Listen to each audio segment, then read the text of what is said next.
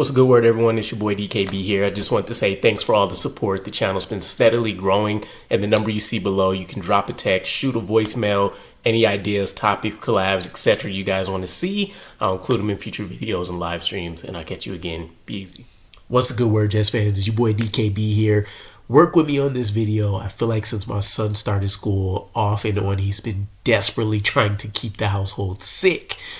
With that said, Tuesday, very active and busy day for Aaron Glenn and Darren Muji. A workout with a multitude of players. A pretty big cornerback trade that could signal some changing of the guard in terms of the starting positions in the secondary. And then we also have some corresponding moves for placing guys on IR and having new signings come through. So I want to kick it off with just kind of recapping the Jarvis Brownlee trade. Not in terms of what he's bringing and what we're getting and all that kind of stuff. You know, I have a video for that when we announce the trade.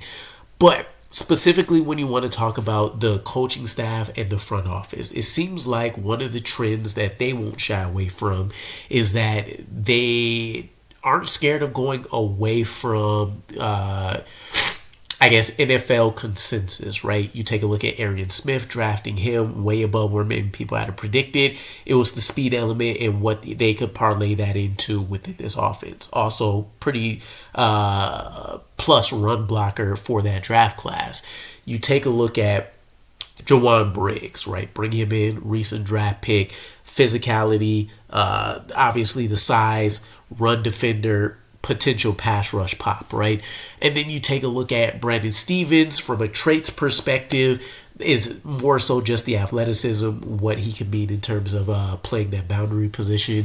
And then you take a look at the Jarvis Brownlee Jr. trade, a guy that isn't overwhelmingly big, right? 5'10", 190-ish, and isn't a great coverage player, but he has excellent instincts when it comes to run defense. So what does that mean, right? One, you're getting a cheap rookie for potentially the next 3 years that could be part of this new core, right? We could be looking at an entirely new secondary next year based on what we've seen so far.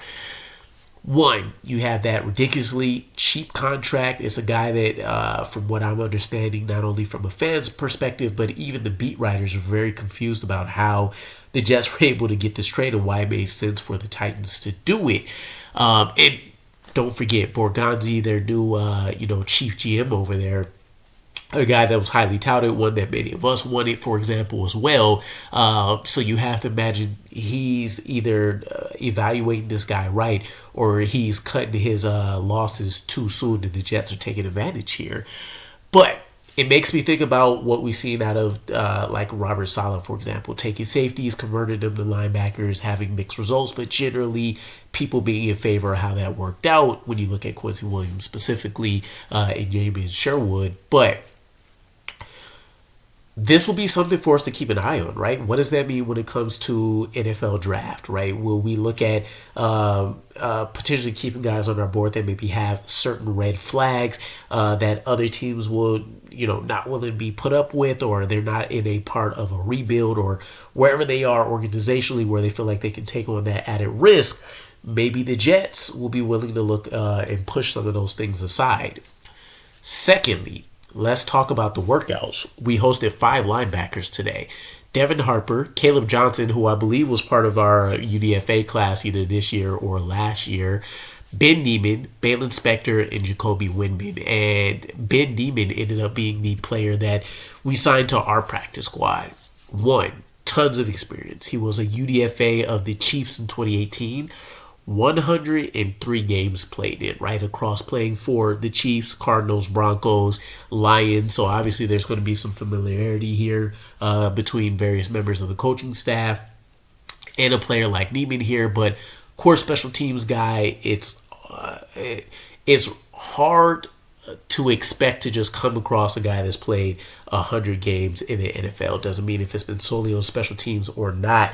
You tend to hear about a lot of those kind of guys being glue players or guys that are doing a lot of the nitty-gritty work behind the scenes, technically right in our face, but it doesn't really get the highlights or the glory.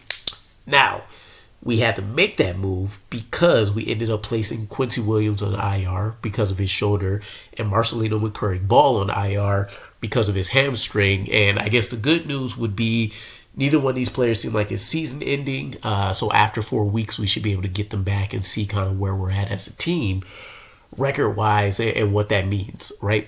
Marcelino, McCrary-Ball, maybe a potential starting job that could be replaced. Quincy, I don't expect that conversation to happen at all. It'll either be things continue to turn out trend downward when it comes to his shoulder, or once he returns, he's stepping back in comfortably to a spot. But it can't be forgotten that Quincy Williams is essentially working on a contract year, and he may not be part of the team, right? His brother, and I'm doing another video on this separately, but Quinnen also, I don't think they're tied to the hips per se, but still, it's a conversation they're having. Quinnen, no guarantee money next year. He's going to need to be extended at some point as well, unless, as great as it would be to have him as part of this future, you end up looking at potential trade opportunities, right?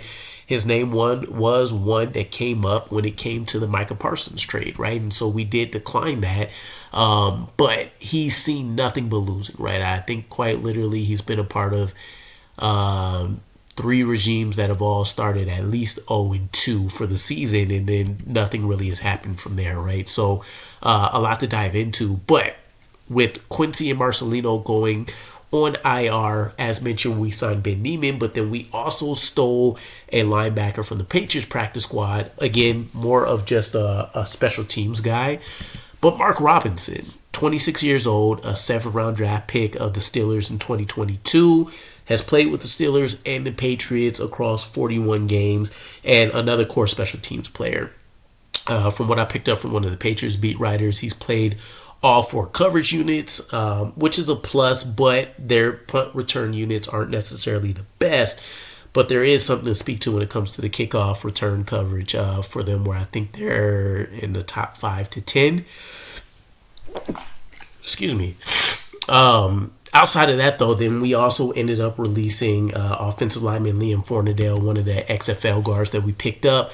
I was pretty high on him. I liken him a lot to, I'm forgetting the other UFL guard that I was having high hopes for at the moment, but nonetheless, ton of roster moves, trades, workouts, signings. It's a lot, right? One of the concerns I do have, and one of the things that was funny to me about why people were upset about us drafting Kiko, for example, a different kind of linebacker, so potentially doesn't fit the scheme as we want to run it right now, but obviously, this was something that the staff was potentially considering, right? Because look at where we're at now. We're down a couple linebackers. You don't really feel good about Jamien at this point, and definitely the depth and the fall off between Jamien Sherwood and even Marcelino McCrary-Ball to the rest of these guys.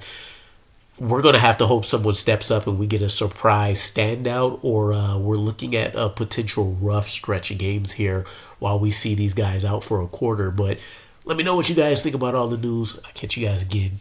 Peace.